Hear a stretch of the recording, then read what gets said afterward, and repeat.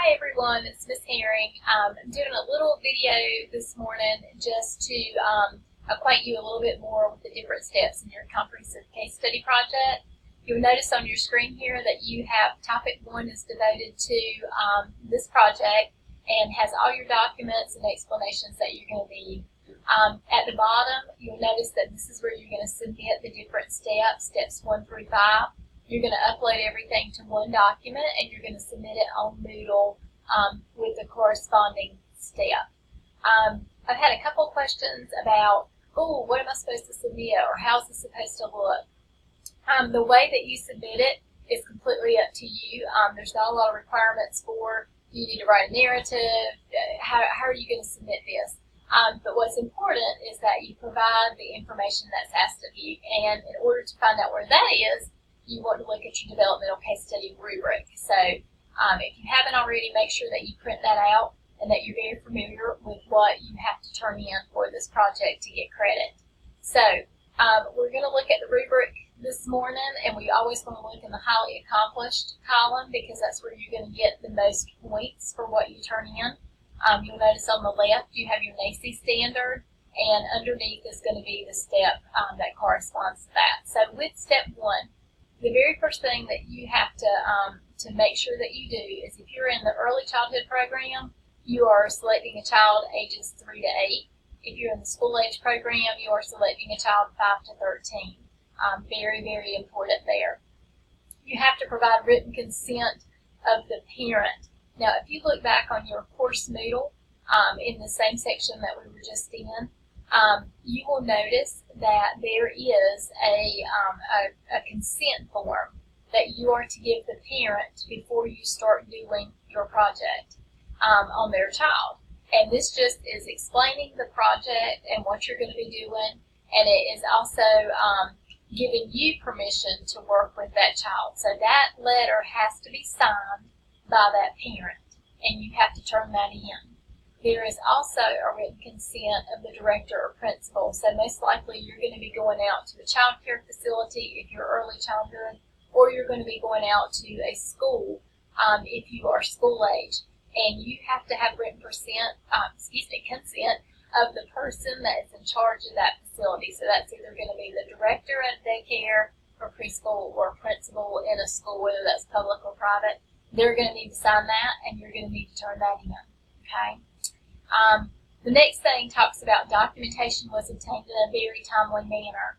Well, you know that your project is coming up due in several weeks. You still have plenty of time. You do not want to get all of this documentation the day before it is due. That is not in a timely manner. So points will be deducted if you wait too long to get started on this. This was one reason that we kind of stressed at the beginning of the semester. Go ahead and be thinking about the child that you might want to work with, the family that you might want to work with, so that you can go ahead and just kind of wrap your head around your timeline for how you're going to get this completed. So, how are you going to show me this stuff? Basically, everything that you turn in is going to be typed. If you look at this first one and I've said, okay, there are specific age requirements, you can just type out a little narrative saying that you are currently in the early childhood education program and you have selected a child that's 4 years old. Then that tells me that you have basically are proficient in that requirement. You have the child, the age of child that you needed, and you're in that particular program. You're going to scan your consent forms together, and you're going to submit those. Okay.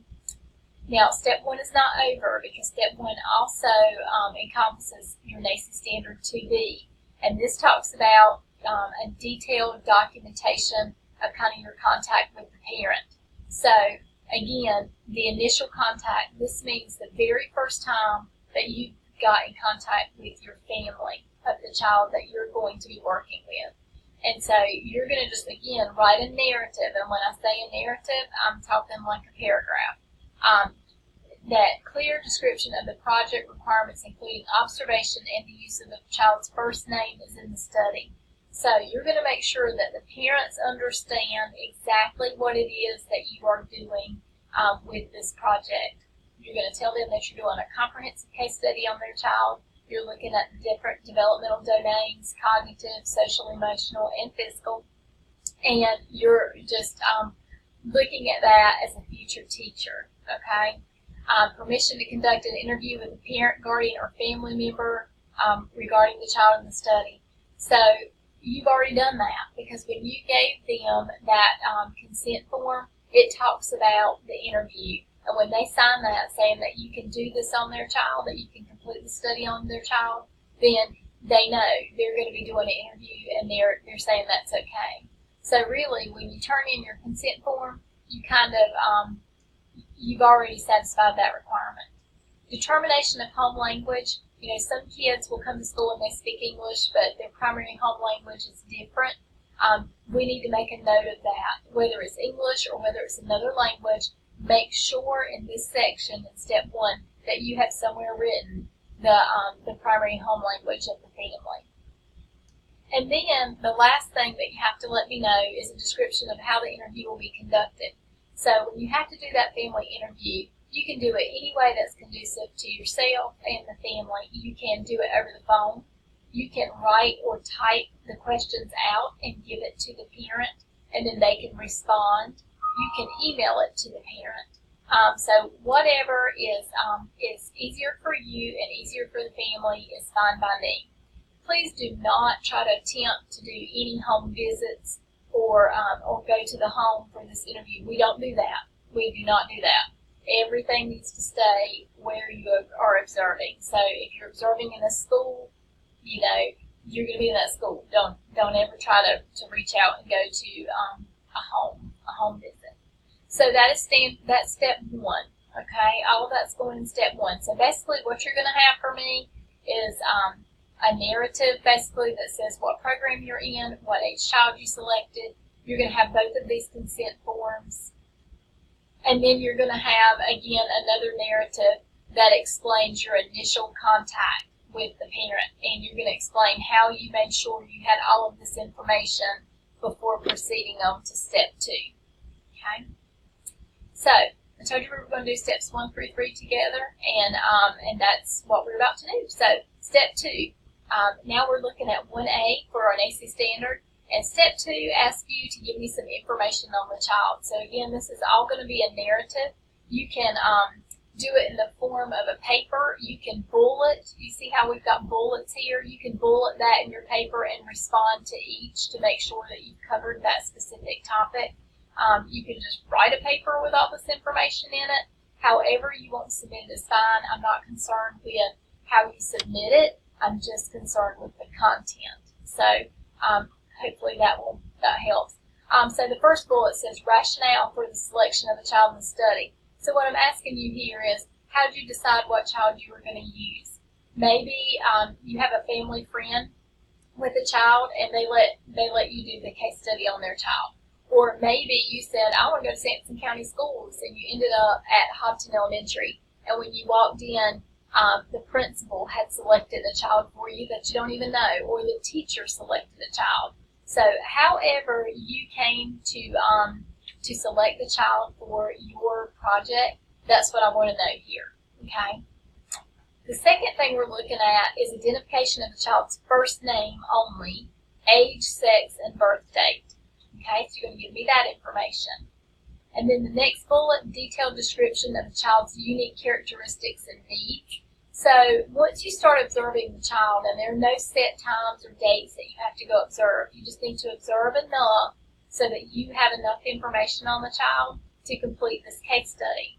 In my face-to-face class, we are going to Bright Beginnings, and we are actually doing 6 hours for steps 1 through 3 and 6 hours for steps 4 and 5.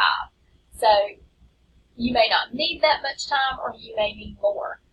It's really up to you. You just want to make sure that you go. When you do observe, you take this rubric so that you can sit down and you know exactly what you're looking for when you're observing. So unique characteristics. So when you sit down and you observe the child, you know, is the child fidgety? Is the child not paying attention? Does the child have some type of special need, special learning need?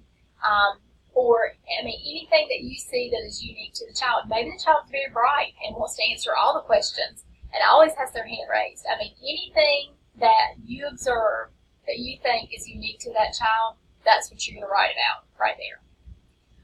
Specific data is included to support the developmental theories, provide a framework for working with this child. So in 145, we've just gotten into Chapter 9, and we've talked a little bit about Piaget and that one of his cognitive stages. And we've also talked about Vygotsky. If you've taken 144, you know that in the beginning of our chapters, they talk about all kinds of developmental theories. So you're going to look at the age of your child, and you're going to say, okay, based on that, where should my child be on Piaget's cognitive developmental theory? What stage should they be in? Or Vygotsky, or Bronfenbrenner, or any of those theorists. You can choose any. Just because they're a certain age doesn't necessarily mean they're in a specific developmental stage, but you can observe and kind of see where you feel like that child fits in. Are they pre-operational? Are they concrete? What are we looking at? Are they sensory motor? What are we looking at as far as where they are developmentally? Okay. And then we have to have a checklist. So the best way to get a checklist is just to Google it. You're going to do just Google developmental checklist for a child age 5 or for a child age 10 or whatever age child you're doing. And you're going to come up with a bunch of checklists because there are a lot of them out there and they're all basically the same. Some are more detailed than others. And I would get the most detailed one I could find because that's going to give you the most information to go into your study. All right. And then finally, step 3. Step 3 is where your interview comes in. You're going to interview the family and you're going to interview the teacher. And one of the most important things I want you to remember is that this right here, where it says family interview questions, address the following, these are the things that you're going to want to find out from your family. So the family's perspective on education and their hopes for the child's future. You're just going to turn that into a question. So if you were making your questions out to the family, your question might be, what's your family's perspective on education and what are your hopes for your child's future? So you're going to ask them those questions for them to answer. And you're also going to have a space at the very end of your interview that says, is there anything else that you want to share about your child? Because we need to make sure that anything else that they want to share, they're able to share during that interview. So you'll do that for all of these questions. You're going to want to make sure that they understand the question. So when you start talking about physical, motor, cognitive, social, emotional, language development, make sure that you break those down into terms that parents can understand. So for cognitive, we know that that's all about processing and learning. Is your child on grade level in reading? Is your child a good reader? Does your child do well in math? You're asking questions like that. Because if you just say, tell me about the cognitive development of your child, they may not quite understand what you're looking for as far as an answer. You can do the same thing with the teacher. The teacher's interview questions are here.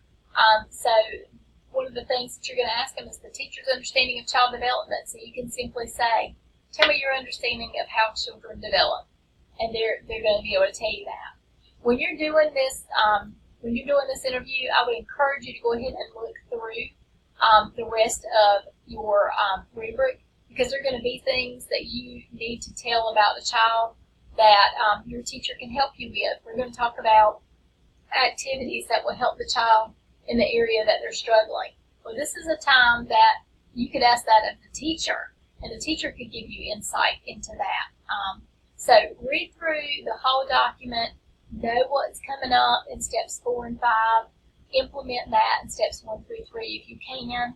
But that, in a nutshell, is steps 1 through 3. So everything for step 1 will be submitted under step 1, everything for step 2 under step 2, and everything under step 3 will be in step 3. So I hope this has provided a little bit of clarity for these first 3 steps of your comprehensive case study. If you have any questions at all, please give me a call, come by and see me, or shoot me an email, and I'll be glad to help you in any way. Hope you guys have a great rest of the day and a great week, and I'll see you soon.